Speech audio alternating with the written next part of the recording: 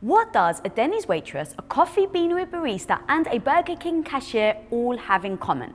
Well, they all had moments where they didn't believe in themselves. They all had moments where other people didn't believe in them, and they all had moments where the negative voice was screaming that they weren't good enough.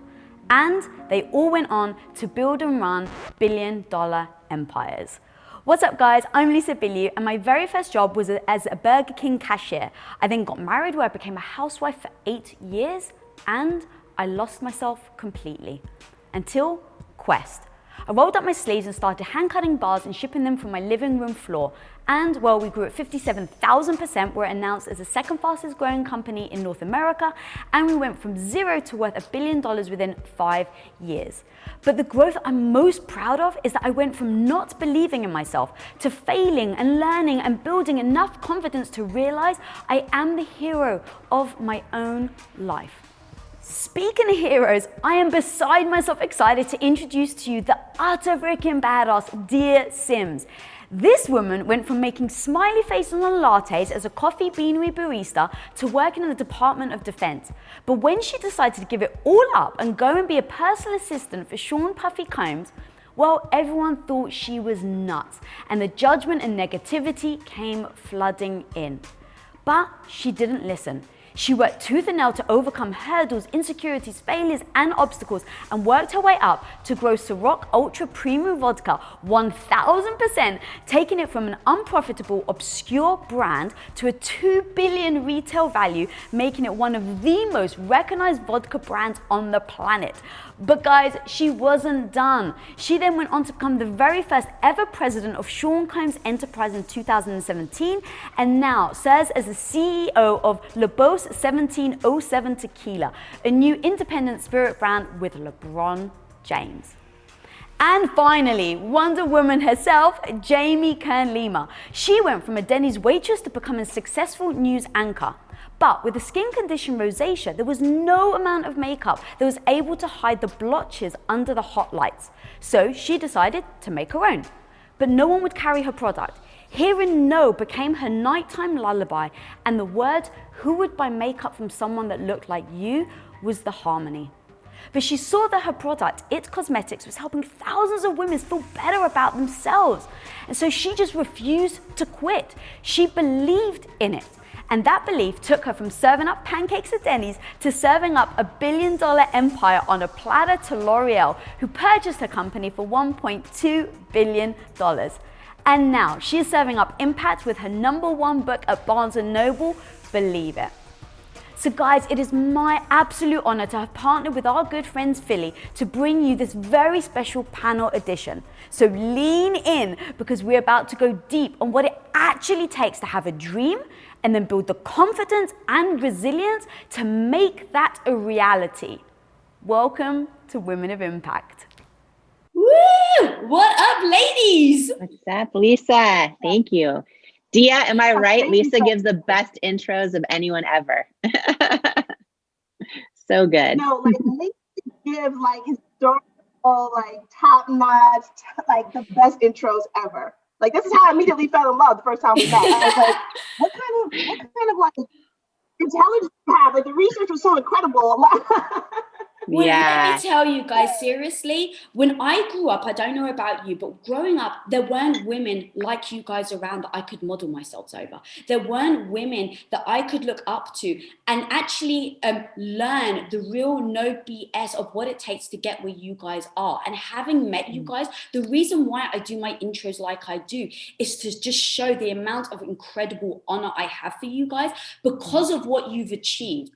Now, here's the thing. It is so sad how rare it is to have women who have been behind billion-dollar brands. And so the goal, hopefully, here is to really shake that up. And so I want to talk about, Jamie, obviously you've written your book, Believe It. It is so no BS of what it takes to get where we are. And so I have a quote that I have in my head that is, prepare the child for the road, not the road for the child. And what I mean by that is I am sensing and seeing in society today that we're trying to sugarcoat things or make things seem okay, like just love yourself and you'll get to the goal. The truth is, none of us have sat there and just loved ourselves, right? It has been an ongoing effort and work to look at our insecurities, our negative voices, all the things we've had to go through. So I really want to just dive right in and ask whoever can think of an answer first. Why do you think most female entrepreneurs will fail? It's a great question. I'm happy to jump in. I think it's a bigger macro issue at play, right? And that, to your point about things being sugar-coated, there's been a massive like propaganda at play. Like certain things I actually thought were true, that like women with more caddy in the workplace, or like things that I've really experienced in real life. But you're very much taught that growing up. So if you go into owning your own business, starting your own business with all of these ridiculous preconceived notions about women being too emotional to make significant decisions, or to have too much going on in their lives to be able to actually effectively run a business and have a no-nonsense approach, or that there's only room for one woman for any spot. So you need to ensure that all the other women are kept down. If you're trying to become an entrepreneur and you have subscribed to even half of the ludicrous amount of propaganda about this, just fake news about women in business, you unfortunately, if you really believe any of that, you could be your own biggest enemy on that journey, as you described it, on that road. I think that's so good, Dia. I think that's Jamie, so true. Yeah, I agree with all that. And I think, at the end of the day, like I talk a lot about, my whole journey of going from underestimated to unstoppable. But I think to your point, Dia, half the time it's us underestimating ourselves, believing all the stuff out there that isn't true. And, I think at the heart and soul of it, one of the things we're all, the three of us and so many other women right now are working on overcoming really is learning how to trust our gut. I think a lot of women make decisions by consensus. We're kind of raised, right, to kind of be like, someone asks us a question and we get consensus. So what is there? Or we want to wait until we think we're going to do everything perfectly before we even try. And I think, something, Lisa, you said right off the bat that I was like, yes, is I've never heard it said this way. I've never heard you say this before. But you said, when you were doing my intro, you said that I went on and had like a lullaby of no's or lullaby of rejection. Never heard that before. That is so powerful, because I think anytime we take a risk and step out of our comfort zone, launch our business, want to make it to the C-suite, want to command teams for a bigger vision, it's a rough road. And I think a lot of people talk themselves out of their own truth because of their own self-doubt in their head, and they're not ready to hear that lullaby of rejection or that lullaby of no's. And I think women being afraid of that often and wanting to do it perfect so they never even end up doing it is what prevents a lot of women in their own heads from stepping into all of who they are and all of who they can be as a leader, all of who they could be in a C-suite, all of who they can be launching their own thing. So I feel like that's a big thing too, is figuring out how to overcome that fear of hearing no and hearing rejection, that fear of failure, and like literally trying to flip the switch in our own head and embrace it. Like I've gotten to the point now, no joke. And listen, it still hurts my feelings. It hurts my feelings when I get rejected, which happens almost every day. It hurts my feelings when friends don't show up for me. But at the end of the day, I'm pretty fearless about rejection. And I let it roll right off me now because I'm so used to it. But I feel like had I ever been afraid of it, I never would have been able to get past myself and keep going all the times I got knocked down on that journey of building $1 billion company. Yeah, that's so true. And that's the thing, like when I even think about just myself, I don't say this to put myself down, but I don't think of myself as being special at all. Like you look back at where I was in school, I was put in a special class, mild dyslexia. And so it's not even about what is someone's special talent and how to, I have a special talent business. No, I don't. I have had to cultivate, like what you're saying, Jamie, in always getting back up, in how do you not let rejection stop you? It's not the fact that we are all absolute geniuses, and if you took our IQs, we would score not to put anyone down, but like that we would score high like Einstein, right? It's like, but there is a secret sauce. Like, and even kind of in prep with this, the one thing that I was telling you guys is I don't want to talk about, building a company, like the structure, P&Ls and going public and things like that. That all things you can do courses. It's, to me, ABC, you have to follow it through. But why don't people actually get there? It's because of the emotional things that we have to face on the freaking daily. So Dia, talk to me, because I know that you've had many people where they doubted you, they overlooked you because you're a woman, and you could have stopped, but you didn't. So what was that thing inside you that you can tell people right now listening, where they're like, I have the spirit, but I keep falling and I can't get back up? So Lisa, it's two things to me that are really important that you just hit on, right? So the first is around like, are we really, this idea that you have to be super special or there's some level of exceptionalism that doesn't live inside of all of us. So maybe I'm too like dry, matter of fact about this, but it helps me, right? When you know that every single human being has 99.5% the same genome pattern, right? So if aliens come look at us, they're like, why are these ants fighting with each other? They're indistinguishable.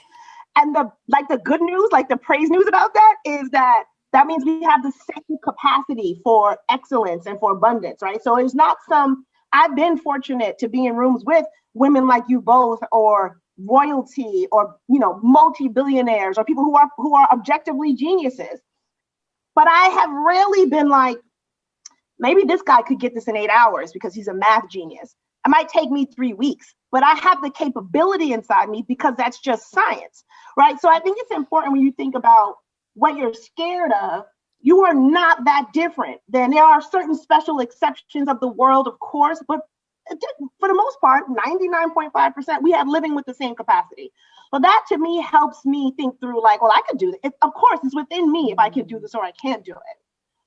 And the other thing is redefining what risk means. There's this thought that, well, it's very safe to keep my job. Now, I'm going to tell some stats because this is just something in the world that I live in that are very specific to like the Black American population in the United States, but I think it applies broadly to any underserved population for women, right? So women as well. So as an example, in America right now, the average white American is worth 13 times what the average Black American is worth in the United States, total population. When you pull out business owners, that multiple drops to 3 times. Within that group of business owners of Black, like the average Black business owner is worth 12 times what the average Black non-business owner is worth. So is it really more risky to go start your own business? It's actually not. And I think the idea that we want to think about changing your life and having some level of ownership doesn't mean you have to go out and build with bricks a 60-floor building, but whether it's managing your portfolio, whether it's the way you invest, whether it's having your own franchise, whether it's owning more real estate, but having some level of entrepreneurship and ownership that you can control, I actually think is the safer road and redefining what you think risk is in your life. Ooh. Jamie, what do you think? Talk to me about risk. You have taken so many risks, girl, especially when QVC came knocking on your door. Finally, you got them and you had like less than $1,000 in your bank account and you basically had the choice, right? Like not take the risk or go all in and potentially fold. Yeah, I think it comes down to like literally learning to hear our own truth and trusting it. And that's risky. That feels risky. I think especially, I hear from so many women every single day. They're like, I don't even know how to hear my own intuition anymore. Or it's been a long time since I've heard it. Or I trusted my gut once and it was wrong. All those things, right? I feel like when it comes to risk, it's a risk. The greatest risk is to not trust yourself. And when I look back over, the last, especially decade of my life, I've made so many mistakes, right? And also done some stuff really right. and when I look at both, they usually come down to the mistakes I made are when someone gave me advice and I knew it didn't really feel right, but they were the expert. And I just like, okay, you know what? They know what they're doing. And I went with it. and then the other, and the times I didn't listen to my own gut is usually when I made my biggest mistakes. And similarly, the example you just gave, yeah, that's usually the times when, for me, they're the life-defining moments. So, we, after a couple of years of hearing no from everybody, I'd launched this business in my living room and poured all my money into the product itself. And then I just thought, oh, as an entrepreneur, when you have a great product, it's just going to sell. And then I learned that it's not so easy, and spent 3 years just hustling, like couldn't afford to hire anyone. And so, Lisa and Dia, I think you both know this story, but in the early years, like I would use my middle name because I was like, I couldn't hire anyone. So my middle name is Marie. So Marie got her own email address at itcosmetics.com. Marie would be emailing like Good Morning America saying, our founder is available for an interview. And Marie would have customer service. I mean, we were so scrappy. And after 3 years of no, and we were surviving, like 2 to 3 orders a day on our website was keeping the lights alive in our office, which was our living room. And we finally got this big yes to get this one shot on QVC. And I learned I'd have to bring in 6,000. I'd have to pay for a manufacturer, et cetera. So we had to borrow money to be able to do this. And 22 banks said no. The 23rd bank gave us an SBA loan just to cover the amount of this, to fund this purchase order. For 6,000 units of our product that I had to sell in a 10-minute window live on QVC. So long story short, our whole business, like everything kind of came down to this one moment, this one shot that we had to either hit the sales goal, or if we didn't hit the sales goal in this one shot on QVC, it was a consignment deal. So I'd have to take all the inventory back and we wouldn't be paid for it, which meant I would go out of business and go bankrupt. So everything was on the line. And the reason I share that is because in that journey, I learned one of the most, for me, profound lessons I've ever learned in my whole life, also my career, as it pertains to taking risk and our own gut. Because we hired these outside consultants that are amazing. They're third-party consultants. They help a ton of people sell on television and in stores, and they've changed a lot of lives. They're good at what they do.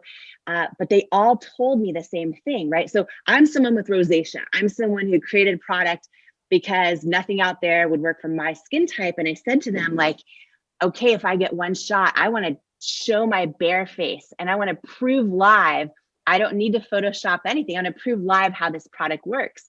And let me show women of every different age and size and skin tone and skin challenge and and let me prove live on TV how the product. And they thought I was insane. Like, they're like, listen, because at the time this hadn't ever been done. And they're like, if you want to have a chance at hitting those sales numbers, which is almost impossible anyway, but if you want to have a shot at winning and being invited back, here's what you need to do. You need to have this type of model, all perfect skin, and I'm like, in this position in life, and I think these are the moments that define our life, where I'm sitting there where my gut is telling me one thing, yet the experts in this case were telling me another. And I literally flew out to QVC a week before I got this one shot. This was September 2010, the week before. And I sat in the parking lot praying, crying, because it felt so much. I felt like everything was coming down to this one moment. And there were moments where like self-doubt crept into my head where I was like, okay, well, if I do it their way first and then I get invited back, then maybe I'll try it my way after that. But it's like, at the end of the day, you can't fake authenticity, right? And I came down to this moment in that car where I was imagining, it was really a trusting myself thing. I was imagining like who that person was that was going to turn on their television and watch me. And I had this moment where I realized, like, I'd rather her turn on her TV, see me showing my bright red skin, showing all these women that look like her, calling them beautiful, meaning it, even if she never bought anything. Like, I'd rather try to stand for something in that moment than sell a whole crap load of product and stand for nothing. It was like, I knew what I had to do, but it is scary. Those moments in life are scary when nothing around us tells us our gut is right. Like, at that moment in time, I didn't have proof of anything that my business was going to succeed, or that, like, for 3 years, all the retailers were saying no. I was only selling 2 to 3 orders a day. So I didn't have any proof, even directly on my own website sales, that it was going to work. And it was kind of like it all came down to this one big moment. And, I made the decision to trust myself. And, when the camera went on and we had that 10-minute segment, and I remember my bright red bare face came on national television, and we got down to the last minute and the host is like, the deep shade's almost gone, the tan shade's almost sold out. And I remember the moment the big sold out sign came up across the screen on QVC, and I was bawling my eyes out. They cut, and I don't know what they went to, like a vacuum or iPhone or something next after me. And my husband came rushing through the double doors. He's like, we're not going bankrupt. And I'm like, real women have spoken. I was like sobbing. And that one airing turned into 5 that year, 101 the next year. And, I've done over 1,000 live QVC shows now. We built the largest beauty brand in QVC's history, and it is right now at this moment. But it was 3 years of them saying no. And when I look back on the journey, that single moment of making the decision to trust myself, I feel like completely, those are the moments where we either like step into the person we're born to be, or we talk ourselves out of it, and we talk ourselves out of our own truth. And so for me, I feel like the biggest risk, it feels risky to trust ourselves, but I think the biggest risk is not trusting ourselves. And I think that's universal for every person. Okay, so let's actually take that as truth. So let's say there are people right now, because you even said, right, like we don't know how to trust our gut. It becomes over time. You try something, you see if it works, you don't, you go with your gut more. But everyone on this call, I started my whole intro with, we all had something to lose, right? Risk. Dee, you said it earlier, risk, risk, risk. You left your job, people thought you were nuts, you're going to go be a personal assistant to like Puff Daddy. What the hell are you doing? You're in like, Department of Defense.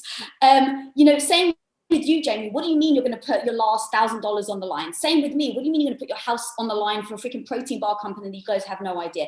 Now, the beautiful thing is, in those 3 stories, it all worked out. Doesn't mean that was easy, but it pretty worked out, right? Now, what about all the risks we all took that didn't freaking work out, that were behind the scenes? And that's the thing that I also want people to know, right? Is that in the stories we tell, this is the risk that panned out. But what about the risks that did fail? How did you guys actually get back up? Because that's the thing. It's not that we risked it once, trusted our gut, and we freaking scored it. It was the fact that we fell, got back up, fell, got back up, took a risk here, failed, took a risk here. And I really do, like, I mourn all the incredible female entrepreneurs that just stopped. Like women that could be badass, freaking be building these empires, but they just stopped after risk number 5 because they couldn't take it anymore. But it's the fact that I think we kept going. We kept going. That allowed us to get to the risk that paid off. So in those moments where you've risked things and things really do fall apart, and I'm always, perspective is everything. So if we can look back and say, how was the best thing that has ever happened to us? The truth is, in that moment, it freaking sucks. And the truth is, in that moment, we're beating ourselves up. We're telling ourselves we're no good. So what can we say right now to other women that are watching us, watching you girls, that are like, I've fallen back down. I don't know if I can get back up. What is that thing that allows you to just keep getting back up? I'm now 45. So I'm gonna say in my early 20s, I was working in radio sales for what was then Clear Channel. And in radio sales, it's like eat what you kill. Everything you'll get a little bit of a flat amount, but if you don't sell enough to cover it, you owe that money back. So I was like as my young 20s, it's hard, it's like gangster. I was at some point, I was like, I should just sell crack. Like I'm just hustling. Like what's happening? But I started to build a business and got great advertisers. And after doing it for like, not long, I do it for like 9 months. I was like, well, why am I doing this for somebody else? Where I was like, why don't I do this for myself? So I quit. I quit and launched a marketing company with some friends, and called Madison Marketing Inc. So we would call it Mink, which is obviously I was 23 or whatever. So we were, I think, reasonably successful for a while for that age. We were doing big events. Interestingly, it was the first time I got into spirits. Is how like kind of the foundation. Looking back, kind of also like, I think the other thing that is really useful, easier to say at this point, is there's a lot of things that I learned in things that don't seem to make sense for the job I have now, but were really, really useful. So I launched a marketing company to like throw events, but I ended up learning a lot about the liquor industry. ended up getting Seagrams as a client and started doing like promotions for them. And I started to learn a lot, which didn't become useful again for like another, 12 years, but it was a good foundation at the time. But to your point about just giving up, after a while, I was kind of like nervous about like, well, I don't have health insurance and and like, this is, my mother has multiple sclerosis. So I firsthand had dealt with like arguing with, insurance and going in and out of hospitals, and started to just get really concerned about like, I'm doing kind of okay, but it's real month to month. And I just started looking for jobs. There wasn't any like horrible cliff moment of like, it was just more like, I don't know if this is a real sustainable proposition, and I don't feel good about living kind of week to week. So I just like went to look for a job. And then at the time I was like, I'll get a job and still do both. And then I started doing my job, and I just kind of stopped working on our company, and it just dissipated. And I say it to say it's not always as easy as like, you start a business. Like, there are serial entrepreneurs who just like start businesses until they win. I didn't have that path. I started something, went to work for somebody, kind of did a little something, went to work, it kept going on and on.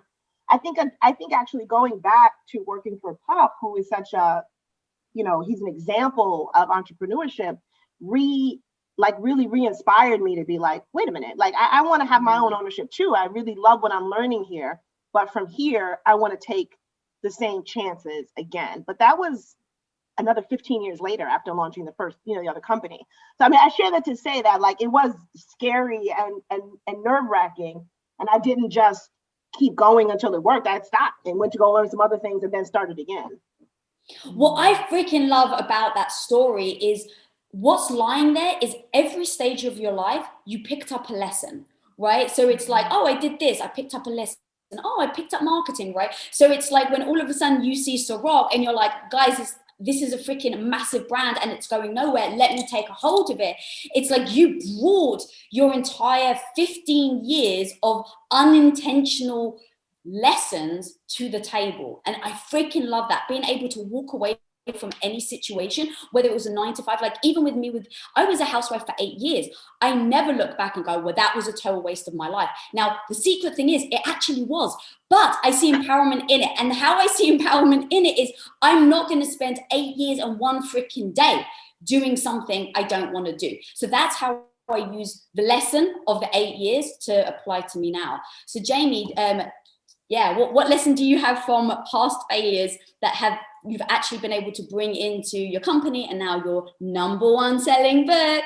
Yeah, I think that, one of the biggest things that I have learned that has continued to happen over and over and over is that so many times like our setbacks are really our setups for what's to come, right? To piggyback on what Dia was just saying, it's like I look at so many of the times I failed, the times I got back up, the times I swapped careers, all those things. And I feel like every one of those times, like literally every one of those times, even when it sucked at the time, even when it didn't make sense at the time, even when I feel like, oh, I just failed pretty bad that time, like I look back and they all make you strong enough to like carry the weight of your successes to come. Because when you hit a big win with something, it's not like it's easy. Like the bigger the win comes with also equally big opposition, an equally big weight to carry, and an equally bigger team, and big, you need to be a bigger leader and a bigger visionary, and it keeps building. And I think that, the other day I did a big launch event for my book. It was this week, so 48 hours ago. And Robin Roberts was one of the people I interviewed for it from Good Morning America. And she said something so profound that I want to share here because it really helped put in perspective for me too. She said, listen, so many of us have goals and dreams and we're working toward them. And she said of all the things she's accomplished in her life, right? All the awards. I mean, she wakes up America every single day, millions of people, all the things she's accomplished in sports, everywhere else, that the things that fill her soul that she's most proud of are the things she's overcome. Mm-hmm. And when she said that, I'm like, that's so good, because so often we sit here, we're like, oh, I'm not getting traction here. I just failed there. All the things. But it's like, oh, the seasons we're in that feel like setbacks, or the seasons we're in where it's just like stuff's not going our way.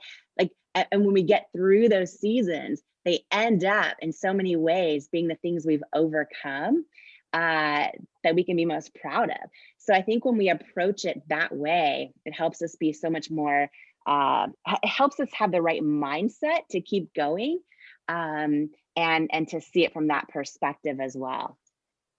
God, I love that so much. I know that we're closing in on time. Oh no. So the last question I actually want to ask you guys is, again, I'm really trying to get into the minds of other people and think about how we can empower them to really go after it. And the one thing I want to make sure that we don't ever do is come across like we've got all our shit together and we know everything and now we're great. And so I'm going to go first, and I want to say the thing that I'm still struggling with, because I think it could be quite impactful for other people to see, even though we've achieved, successes, that on the daily, we still struggle with our own realities of life. So for me, it really is my negative voice. No matter what happens, I still think I'm not good enough. It sometimes, I wouldn't say cripples me, it sometimes does give me heart palpitations. But in those moments of it giving me heart palpitations, I remind myself that's my superpower. I remind myself that it's a negative thought that allows me to show up every day and prove myself wrong. So while I still try and overcome it, I have tried to adapt it and shift it into using it as a superpower, if you will. So I want to say to you ladies, if you can share what thing you still feel that you're struggling with, working to overcome, and how you can use that as a potential superpower. I just had something the other day. So I work closely with a woman I've worked with for like 15 years. And one of our like really big investors had reached out about something. And I think oftentimes the thing that you're trying to overcome is like the opposite of the thing you're good at. Right. So I tend to believe everything is possible, which I think that's hopefully a good thing. That on the flip side of that, I'm just inclined to say yes, which has sometimes been a blessing, but sometimes it's like you can't agree to it. So she called me and she was like, how are you gonna do that thing? Like, why did you say yes to that? She was like, how much you can't, this is gonna be a problem. You just can't say yes to everything. Particularly like when we have to make decisions, right? We're trying to build this next big thing. It's going to be a challenge. Sometimes you just have to say no. And I very much believe in the power of being judicious and assessing your time and thinking about when you say yes and when you say no. But it was even more funny personally, because I went to my husband and I said, our partner was a woman named Erin. Erin said that I never say no. Of course, he was like, oh, you say no to me all the time. And I was like, yeah. He was like, I was thinking. But actually, can you name? I said, name a few times. I said, name 2 times. Like, I was like, once you want to go to Bangkok, and I was like, no, because there's no reason for why. Like, are you working there? Like, I don't. I was like, tell me another time. And literally, we've been together. We started dating 19 years ago. We've been married for 13 years. He could only think of 2 times in that time that I had really said no. Not like, which movie do you want, but like really said no about anything. And I was like, that's crazy. That's like batshit crazy. And I was like, I really have to think about, am I too eager to get things done? Am I too much a believer in things being possible that it is derailing like the fullness of my happiness, my full self-care, my potential, and honestly protecting my time. This is literally 2 days ago. So it's something that I have been like just in real time thinking through. Like, it's always been my philosophy to believe in the power of yes, but it can't be to my detriment, right? So I'm dealing with that right now, trying to think through what's the balance, particularly as you kind of get to the back nine of life of like, well, I don't know, I'm 45, like I got to get the best out of what I do moving forward.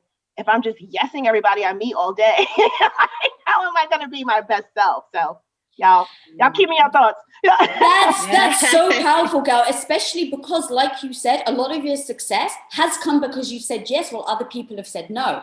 So finding that balance of when to say yes, when it makes the most sense, and then also having the self-care or the self-respect to also say no to people when it's not right for you.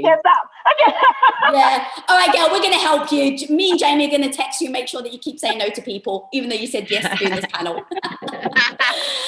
And Jamie, thinking of how quick that was, by the way, I was just thinking about this. So listen, I would do anything Dia Sims or Lisa Bilyeu asked me to, just to put that out there. But I just remember the second, Lisa, you texted about this panel, Dia was like, yes. And I remember that moment. I was like, oh, me too.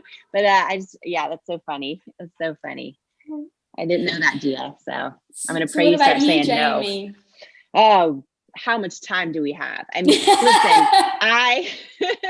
I have figured out in my life how to go through some crazy stuff, how to really feel like I'm worthy of being in a room, really feel like I'm worthy of leading a big company. I have gone through a lot of stuff that I figured out, how to believe I'm worthy of, but there's stuff I still struggle with every day. I think we're all works in progress. And I think that, to this day, I don't know that I've met a single, I've had the blessing, just like the two of you have, of meeting some amazing people that I just thought were going to be my mentors from afar.